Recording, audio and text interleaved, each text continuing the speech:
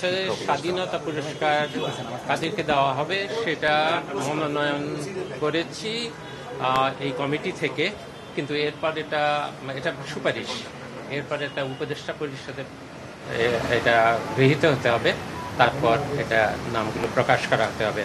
তবে এইটুকু বলে রাখি যে আমরা এবার 21শে পদক যেভাবে দিয়েছি, যেটাকে মানে হয়েছে যে আমরা তো এক বছরই সম্ভবত শুধু এই পুরস্কারগুলো দিতে পারছি, কিন্তু দেখেই যেন মানে হয় এই পুরস্কারগুলো অনন্যধর্মী। অন্য কোনো বছর এই ধরনের পুরস্কার দেওয়া হয় না, এবং এর আগেও দেওয়া হয়নি, পরেও দেওয়া হবে কিনা আমি জানি না। স্বাধীনতা পুরস্কারও এমন মানুষকে দেওয়া হয়েছে তাদের তো জীবনব্যাপী যেই অবদান, সেটা স্বীকৃতি হিসাবে এত বছর পরেও তারা কিন্তু কোনো পুরস্কার পাননি। কাজেই আপনাদের অনুমান করে নিতে হবে যে কি ধরনের আমরা মনোনয়ন দিয়েছি। কিন্তু এই না, এটা চূড়ান্ত হয়নি, এটা সুপারিশ, এটা উপদেষ্টা পরিষদে গৃহীত না হওয়া পর্যন্ত নামগুলো প্রকাশ করা। মনোনয়নের আগে কোন বিষয়টা বিবেচনা করেছে?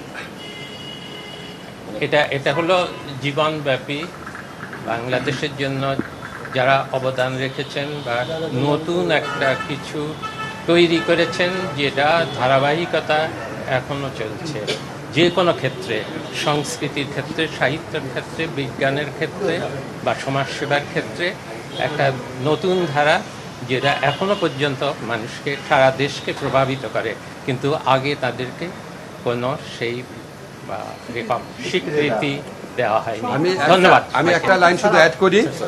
আমরা এর আগে যে স্বাধীনতা দিবস পুরস্কার দেখতাম, তখন আমাদের কাছে মনে হয়েছে এমন ব্যক্তি এবং প্রতিষ্ঠানকে পুরস্কার দেওয়া হয়েছে যেটা নিয়ে সমাজে প্রশ্ন উঠেছিল, এবং এমন প্রতিষ্ঠানকে দেওয়া হয়েছিল, র্যাবের মতো প্রতিষ্ঠানকেও স্বাধীনতা দিবস পুরস্কার দেওয়া হয়েছিল, অথচ এটা আমাদের জাতীয় জীবনের সর্বোচ্চ পুরস্কার। আমরা এই পুরস্কারের মহিমা উপলব্ধি করে এই দলগত গোষ্ঠীগত চিন্তার ঊর্ধ্বে থেকে স্যারের নেতৃত্বে আমরা এমন সব নাম সুপারিশ করেছি।